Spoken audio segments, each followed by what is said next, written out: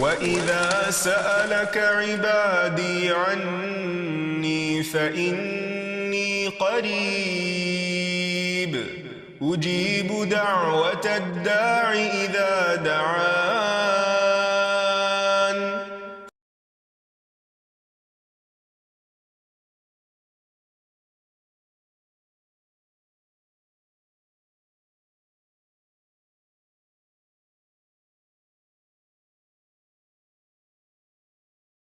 نحمده ونصلي على رسوله الكريم اما بعد فاعوذ بالله من الشيطان الرجيم بسم الله الرحمن الرحيم رب اشرح لي صدري ويسر لي امري واحلل عقدة من لساني يفقهوا قولي. ناظرین، پروگرام دعا کیجئے کے ساتھ آپ کی خدمت میں حاضر ہیں. آج ہم انشاءاللہ والدین کے لیے دعاؤں کے بارے میں بات کریں گے کہ ہم کس طرح ان کے لیے بہترین دعائیں کر سکتے ہیں، کیونکہ والدین وہ ہستی ہیں جن کے احسانات ہم پر سب سے زیادہ ہیں. ان کے احسانات کا بدلہ ہم چکا نہیں سکتے،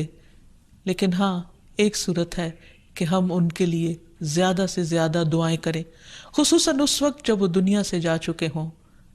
اور ہم ان کے لیے کسی قسم کی کوئی جسمانی خدمت یا مالی خدمت یا کسی اور طریقے سے کوئی مدد ان کی نہ کر سکتے ہوں. اللہ سبحانہ وتعالیٰ کو دعا کرنا بہت پسند ہے. اللہ تعالیٰ فرماتے ہیں وَقَالَ رَبُّكُمُ ادْعُونِي أَسْتَجِبْ لَكُمْ، اور تمہارے رب نے فرمایا کہ مجھ سے دعا کرو، میں تمہاری دعا قبول کروں گا. تو اللہ سبحانہ وتعالیٰ نے خود ہمیں حکم دیا ہے کہ مجھ سے مانگو، تو ہمیں اللہ سبحانہ وتعالیٰ کی اطاعت کرتے ہوئے مانگتے رہنا چاہیے. اور ویسے بھی ایک اور آیت میں آتا ہے وَإِذَا سَأَلَكَ عِبَادِي عَنِّي، اور جب آپ سے میرے بندے میرے بارے میں پوچھیں، یعنی اللہ سبحانہ وتعالیٰ کے بارے میں کہ ہمارا رب کہاں ہے، ہم اس سے کیسے دعا کریں، تو آپ ان کو بتائیے فَإِنِّي قریب، میں تو قریب ہوں، بہت قریب، دور نہیں ہوں، بیچ میں کسی اور کو لانے کی ضرورت ہی نہیں، سب سے زیادہ تو میں ہی تمہارے قریب ہوں. اجیب دعوت الداعی اذا دعانی، میں پکارنے والے کی پکار کا جواب دیتا ہوں جب بھی وہ مجھے پکارتا ہے. دن کو پکارتا ہے یا رات کو پکارتا ہے،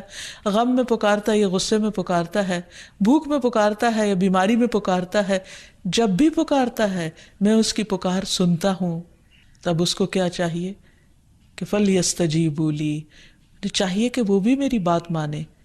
یعنی اگر وہ چاہتے ہیں کہ ان کی دعائیں سنی جائیں تو انہیں میری اطاعت کرنی چاہیے. وَلْيُؤْمِنُوا بِي، اور چاہیے کہ مجھ پر ایمان لائیں، مجھ پر اعتماد کریں، مجھے اپنا رب مان لیں. لَعَلَّهُمْ يَرْشُدُونَ، شاید کہ وہ سیدھی راہ پائیں، ان کو صحیح راستہ مل جائے. ہوتا یہ ہے کہ جب انسان کی زندگی میں کوئی مشکل آتی ہے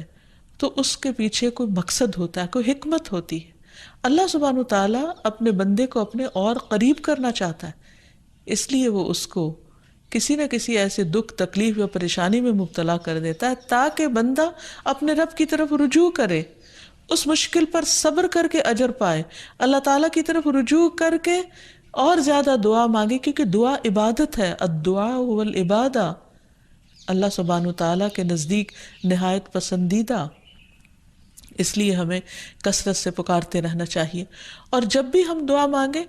تو اس سے پہلے اللہ تعالیٰ کی حمد و ثنا ضرور بیان کریں. ایک حدیث میں آتا ہے عبداللہ بن مسعود رضی اللہ عنہ کہتے ہیں کہ میں نماز پڑھ رہا تھا اور نبی صلی اللہ علیہ وسلم، ابو بکر اور عمر ایک ساتھ تھے. جب میں بیٹھا تو اللہ تعالیٰ کی حمد و ثنا بیان کی، پھر نبی صلی اللہ علیہ وسلم پر درود بھیجا، پھر اپنے لیے دعا کی تو نبی صلی اللہ علیہ وسلم نے فرمایا مانگو عطا کیا جائے گا، مانگو عطا کیا جائے گا. تو اس سے پتہ یہ چلتا ہے کہ دعا سے پہلے اللہ تعالیٰ کی حمد و ثنا بیان کرنا ضروری ہے. اللہ تعالیٰ کی حمد و ثنا کے بے پناہ کلمات ہیں، لیکن آج ہم ان کلمات میں سے ایک کلمہ جو اللہ تعالیٰ کو بے حد محبوب ہے وہ آپ کو بتاتے ہیں، جو نماز کے آغاز میں بھی پڑھا جاتا ہے، اور نماز کے علاوہ بھی اگر اللہ تعالیٰ کی حمد و ثنا کرنا ہو تو اس دعا کو پڑھ سکتے ہیں. سبحانک اللہم وبحمدک وتبارک اسمک وتعالی جدک ولا الہ غیرک. اے اللہ تو پاک ہے اپنی تعریف کے ساتھ، تیرا نام بڑا ہی برکت والا ہے، تیری بزرگی بلند و برتر ہے، تیرے علاوہ کوئی بھی الہ نہیں ہے۔ تو بہرحال والدین کے لیے دعا کرنے سے پہلے اللہ سبحانہ و تعالیٰ کی حمد و ثنا بیان کیجئے، پھر نبی صلی اللہ علیہ وسلم پر درود بھیجئے، اور پھر اپنے ماں باپ کے لیے دعائیں کیجئے، کیونکہ یہ اللہ تعالیٰ کا حکم بھی ہے، وَقُلْ رَبِّ ارْحَمْهُمَا كَمَا رَبَّيَانِي صَغِيرًا، اور آپ کہہ دیجئے اے میرے رب ان دونوں پر رحم کیجئے، یعنی والد پر بھی اور والدہ پر بھی، جیسے انہوں نے مجھے چھوٹا سا پالا تھا، بچپن میں پالا تھا، جب میں نہ خود کھا سکتا تھا نہ پی سکتا تھا اور نہ خود اپنے آپ کو صاف کر سکتا تھا، تو انہوں نے دن رات بغیر کسی وقفے کے میری خدمت کی۔ تو اے رب اب جب کہ وہ بڑے ہو گئے ہیں، وہ تیری رحمت کے محتاج ہیں، تو ان پر رحمت فرما اور ان کی مشکلات آسان فرما۔ پھر اسی طرح والدین اگر زندہ ہوں تو بھی دعا کی جائے، اور اگر وہ فوت ہو جائیں تو وہ اور بھی زیادہ دعاؤں کے مستحق ہو جاتے ہیں۔ جب برزخ میں والدین کا درجہ بڑھا دیا جاتا ہے، یعنی بلند کیا جاتا ہے، تو وہ پوچھتے ہیں کہ ہمیں درجے کی یہ بلندی کیوں کر حاصل ہوئی؟ تو انہیں بتایا جاتا ہے کہ یہ تمہاری اولاد کی دعا کی وجہ سے۔ ویسے بھی جب انسان فوت ہو جاتا ہے تو اس کے اپنے عمل کا سلسلہ ختم ہو جاتا ہے۔ 3 چیزیں مرنے کے بعد بھی فائدہ دیتی ہیں، جن میں سے ایک صدقہ جاریہ ہے، دوسرے ایسا علم جو انسان اپنے پیچھے چھوڑ جائے جس سے لوگ فائدہ اٹھائیں، اور تیسرے ولد صالح یدعو لہ، نیک اولاد جو اپنے والدین کے لیے دعائیں کرے، یعنی بیٹے کی دعا یا بچوں کی دعا اپنے والدین کے حق میں قبول ہوتی ہے، اس لیے خوب خوب دعائیں کرنی چاہیے۔ ہم دیکھتے ہیں کہ مختلف پیغمبر بھی اپنے رب سے اپنے والدین کے لیے دعائیں کرتے رہے ہیں، جن میں نوح علیہ السلام کی دعا ہے، وہ کہتے ہیں رب اغفر لی ولوالدی ولمن دخل بیتی مؤمنا وللمؤمنین والمؤمنات، اے میرے پروردگار مجھے بخش دے اور میرے والدین کو بخش دے، اور ہر اس شخص کو جو میرے گھر میں مومن کی حیثیت سے داخل ہوا ہو ان سب کو بھی بخش دے۔ اسی طرح ابراہیم علیہ السلام کی دعا ہے ربنا اغفر لی ولوالدی وللمؤمنین یوم یقوم الحساب، اے ہمارے پروردگار مجھے، میرے والدین اور تمام مومنوں کو اس دن معاف کر دینا جس دن حساب لیا جائے گا۔ پھر اسی طرح ہم دیکھتے ہیں کہ صحابہ کرام اپنے والدین کے لیے دعائیں کیا کرتے تھے، جن میں خاص طور پر حضرت ابو ہریرہ کا ذکر ملتا ہے کہ وہ ایمان لے آئے تھے لیکن ان کی والدہ مشرکہ تھیں، اور وہ نبی صلی اللہ علیہ وسلم کے بارے میں ایسے کلمات کہہ دیتی جس سے ان کو بہت تکلیف ہوتی۔ تو ایک مرتبہ اسی طرح کے کچھ کلمات سن کر وہ روتے ہوئے نبی صلی اللہ علیہ وسلم کے پاس آئے، کہنے لگے کہ یا رسول اللہ صلی اللہ علیہ وسلم آپ میری والدہ کی ہدایت کی دعا کیجیے۔ بہرحال آپ صلی اللہ علیہ وسلم نے ہاتھ اٹھا دیے، ان کے لیے دعا کی، اور جب حضرت ابو ہریرہ واپس گھر پہنچے تو ان کی والدہ اسلام قبول کر چکی تھی۔ حقیقت یہ ہے کہ والدین کے لیے خود بھی دعا کرنی چاہیے اور دوسروں سے بھی دعا کی درخواست کرنی چاہیے۔ پھر اسی طرح ہم دیکھتے ہیں کہ ایک مرتبہ ابو ہریرہ جب اپنے وطن پہنچے تو بڑی اونچی آواز میں کہا اماں جان السلام علیکی ورحمۃ اللہ وبرکاتہ۔ انہوں نے جواب دیا وعلیک السلام ورحمۃ اللہ وبرکاتہ۔ پھر ابو ہریرہ کہنے لگے اللہ تعالیٰ آپ پر رحم فرمائے جیسا کہ آپ نے بچپن میں میری پرورش فرمائی۔ ان کی والدہ نے جواب دیا اے میرے بیٹے تمہیں بھی اللہ تعالیٰ بہترین جزا دے اور تم سے راضی ہو جیسا کہ تم نے میرے ساتھ بڑھاپے میں نیک سلوک کیا۔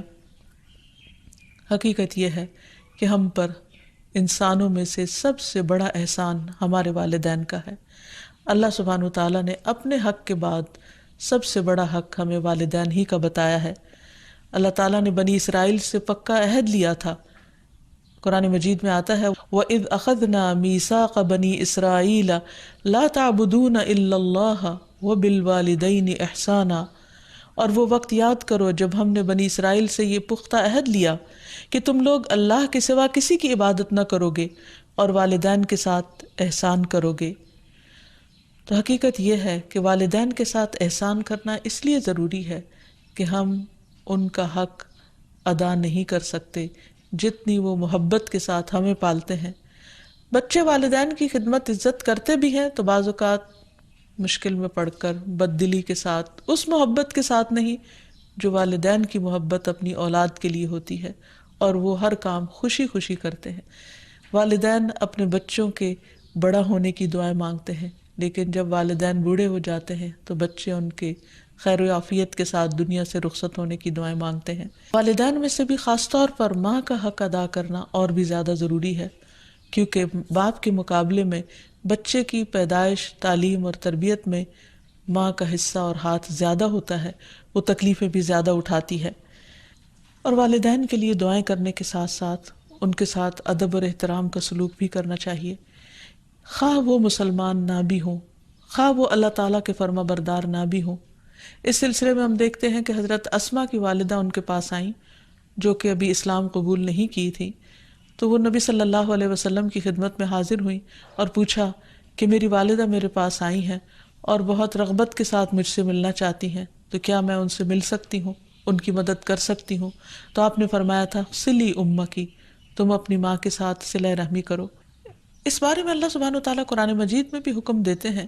کہ وَإِن جَاهَدَاكَ عَلَىٰ أَن تُشْرِكَ بِي مَا لَيْسَ لَكَ بِهِ عِلْمٌ فَلَا تُطِعْهُمَا وَصَاحِبْهُمَا فِي الدُّنْيَا مَعْرُوفًا، کہ اگر وہ تجھ پر دباؤ ڈالیں کہ تو میرے ساتھ کسی ایسی چیز کو شریک بنائے جس کا تجھے کچھ علم نہیں، تو تم ان کا کہنا نہ ماننا، البتہ دنیاوی معاملات میں ان کے ساتھ بھلا سلوک کرنا، ان کے ساتھ بھلائی کے ساتھ رفاقت کرنا، یعنی عمدہ طریقے سے، اچھے طریقے سے زندگی بسر کرنا۔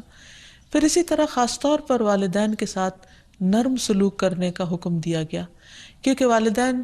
جو عمر میں بڑے ہوتے چلے جاتے ہیں یا جس طرح ان کی قربانیاں زیادہ ہوتی ہیں تو وہ اپنی اولاد سے زیادہ ایکسپیکٹ بھی کرتے ہیں، تو انہیں بچوں کی طرف سے ملنے والی چھوٹی سی تکلیف بھی بہت ناگوار ہوتی ہے۔ تو اس لیے خاص طور پر ایکسٹرا کیئر کی ضرورت ہے والدین کے ساتھ معاملہ کرتے وقت، یعنی گفتگو میں بھی، پوسچر میں، رویے میں، معاملے میں، ہر چیز میں نرمی برتنے کی ضرورت ہے۔ اس سلسلے میں اللہ تعالیٰ فرماتے ہیں وَاخْفِضْ لَهُمَا جَنَاحَ الذُّلِّ مِنَ الرَّحْمَةِ وَقُلْ رَبِّ ارْحَمْهُمَا كَمَا رَبَّيَانِي صَغِيرًا، اور ان پر رحم کرتے ہوئے انکساری کے ساتھ ان کے آگے جھکے رہو اور ان کے حق میں دعا کرو کہ اے میرے رب ان پر رحم فرما جیسا کہ انہوں نے بچپن میں مجھے محبت اور شفقت کے ساتھ پالا تھا۔ اس سلسلے میں ہمیں ایک روایت میں یہ بھی ملتا ہے، عبداللہ بن مسعود کہتے ہیں کہ ایک شخص نے نبی صلی اللہ علیہ وسلم سے پوچھا کہ کون سا عمل سب سے افضل ہے؟ آپ نے فرمایا وقت پر نماز پڑھنا اور والدین کے ساتھ نیکی کرنا، پھر اللہ کے راستے میں جہاد کرنا، یعنی سب سے پہلا کام نماز، اور پھر انسانوں میں سے والدین کے ساتھ حسن سلوک۔ لیکن عام طور پر والدین کو اولاد کے ساتھ شکایت ہی رہتی ہے، کیونکہ بعض اوقات لوگ نماز بھی پڑھ لیتے ہیں، صدقہ خیرات بھی کر لیتے ہیں، لوگوں کے ساتھ اچھی طرح بھی معاملہ کر لیتے ہیں، لیکن والدین کے ساتھ ان کا وہ شفقت اور محبت کا معاملہ نہیں ہوتا جس کو وہ ڈیزرو کرتے ہیں۔ آپ دیکھیں کہ آیت میں کتنی تاکید کے ساتھ کہا جا رہا ہے کہ وَاخْفِضْ لَهُمَا جَنَاحَ الذُّلِّ، کہ تم اپنے پر یعنی اپنے کندھے ان کے سامنے عاجزی اور انکساری کے ساتھ جھکا کے رکھو، یعنی جب ان کے سامنے بیٹھو یا کھڑے ہو یا بات کرو تو اس وقت بھی تمہارے اندر ایک خاص قسم کا جھکاؤ ہونا چاہیے۔ پھر اسی طرح یہ ہے کہ والدین کو اف تک کہنے کی اجازت نہیں۔ بعض اوقات انسان کا اپنے والدین کے ساتھ ڈس ایگریمنٹ ہو جاتا ہے، کسی بات پر اختلاف ہو سکتا ہے، وہ دین کا معاملہ ہو سکتا ہے، وہ دنیا کا معاملہ ہو سکتا ہے، وہ سوچ کا فرق ہو سکتا ہے، وہ جنریشن گیپ ہو سکتا ہے، وہ کوئی بھی چیز ہو سکتی، لیکن اس میں اولاد کو یہ حق نہیں دیا گیا کہ وہ والدین کے ساتھ بدتمیزی کرے۔ ہمارے دین نے ہمیں یہ سکھایا ہے کہ وَلَا تَقُلْ لَهُمَا أُفٍّ وَلَا تَنْهَرْهُمَا، کہ تم ان کو اف تک نہ کہو اور ان سے ڈانٹ کر بات نہ کرو، وَقُلْ لَهُمَا قَوْلًا كَرِيمًا، اور ان کے ساتھ جب بات کرو تو بہت عزت کے ساتھ کرو، احترام کے ساتھ کرو۔ پھر اسی طرح ان کے ساتھ سختی سے بات نہ کی جائے، ان کا نافرمان نہ بنا جائے، جیسے اللہ سبحانہ وتعالیٰ نے یحییٰ علیہ السلام کو یہ حکم دیا تھا، یا یحییٰ خذ الکتاب بقوہ وآتیناہ الحکم صبیا وحنانا من لدنا وزکاة وکان تقیا وبرا بوالدیہ ولم یکن جبارا عصیا۔ اللہ تعالیٰ نے یحییٰ علیہ السلام کو بچپن میں ہی حکم دیا کہ اے یحییٰ، کتاب کو یعنی تورات کو مضبوطی سے پکڑ لو، اس پر مضبوطی سے عمل پیرا ہو جاؤ. اور ہم نے اسے بچپن میں ہی قوت فیصلہ عطا کی، اور ہم نے اسے اپنی مہربانی سے نرم دل اور پاک سیرت بنایا، اور وہ فی الواقع پرہیزگار تھے اور اپنے والدین سے ہمیشہ اچھا سلوک کرتے تھے. یہ قرآن مجید کی گواہی. اور کسی وقت بھی جابر اور نافرمان نہ ہوئے، یعنی انہوں نے کبھی بھی اپنے والدین کے ساتھ بدتمیزی نہیں کی، سختی نہیں کی، بد اخلاقی نہیں کی. پھر اسی طرح والدین کی نافرمانی کو حرام بھی قرار دیا گیا. حدیث میں آتا ہے کہ ان اللہ حرم علیکم عقوق الامہات، اللہ نے تم پر ماؤں کی نافرمانی کو حرام قرار دیا ہے. پھر اسی طرح ایک اور حدیث میں آتا ہے کہ اللہ تعالیٰ کی رضامندی باپ کی رضامندی میں ہے، اور اللہ کی ناراضگی باپ کی ناراضگی میں ہے. اس لیے والد کا حق ادا کرنا بھی ماں کے ساتھ ساتھ بہت ضروری ہے،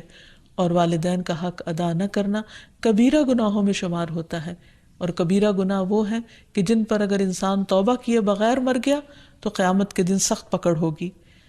اور اسی طرح والدین کو رلانا بھی کبیرہ گناہ ہے، ان کو گالی دینا کبیرہ گناہ ہے. پھر اسی طرح والدین تو وہ ہستی ہیں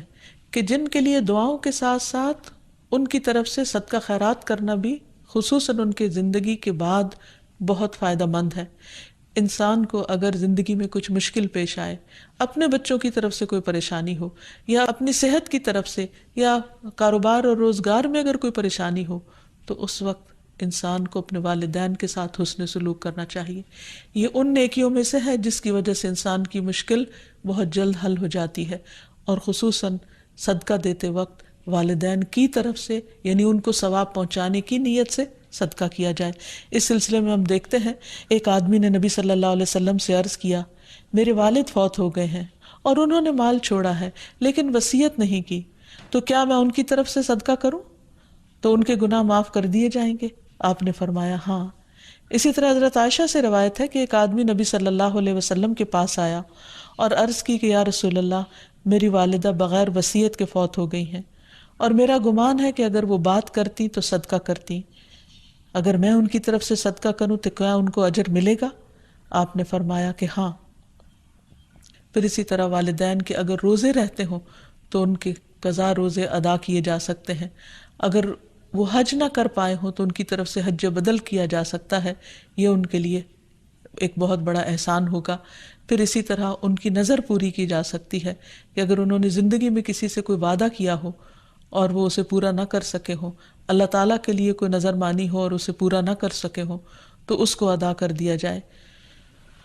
تو خلاصہ یہ ہے کہ انسان اپنے والدین کے ساتھ جو احسان کر سکتا ہے، اس میں جب وہ زندہ ہوں تو ان کا دل خوش کرے، ان کی خدمت کرے، ان پر اپنا مال خرچ کرے، ان کی اطاعت اور فرما برداری کرے، خواہ وہ اللہ کے فرما بردار ہوں یا نہ ہوں، ان کے ساتھ حسن سلوک کرتا رہے. جب وہ فوت ہو جائے تو ان کی طرف سے صدقہ خیرات کرے، والدین کے دوستوں کے ساتھ حسن سلوک کرے، اور اس کے ساتھ ساتھ ان کے لیے خوب خوب دعائیں کرے. اور خصوصاً یہ مختصر سی دعا جو اللہ سبحانہ وتعالیٰ نے خود حکم دیا کرنے کو، رب ارحمہما کما ربیانی صغیرا، اس دعا کی خوب خوب تکرار کرے اور ان کی بخشش کی بھی دعا کرے. اور آخر میں ہم سب دعا کرتے ہیں اپنے والدین کے لیے کہ اللہ تعالیٰ ان پر اپنی رحمتیں فرمائے اور ان کو اپنا پسندیدہ بنا لے، اور اگر وہ دنیا سے جا چکے ہیں تو انہیں جنت میں اعلیٰ مقامات عطا فرمائے. وآخر دعوانا ان الحمد للہ رب العالمین. السلام علیکم ورحمۃ اللہ وبرکاتہ. بدعائك رب شقيا